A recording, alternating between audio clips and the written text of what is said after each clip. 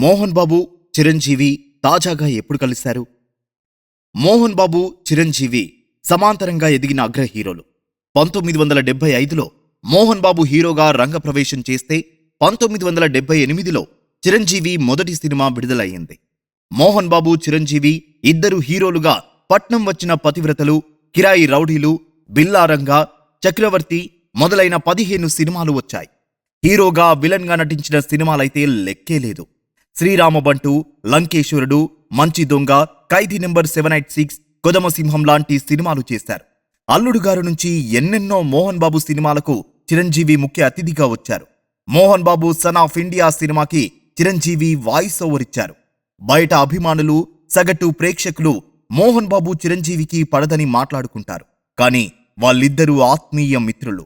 మోహన్ బాబుని ఓ national media journalist చిరంజీవిని చివరిసారి ఎప్పుడు కలిశారని అడిగాడు.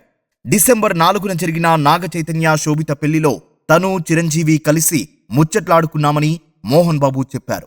ఈ సంగతి తెలిసి చిరంజీవి, మోహన్ బాబు అభిమానులు ఎంతో ఆనందపడుతున్నారు.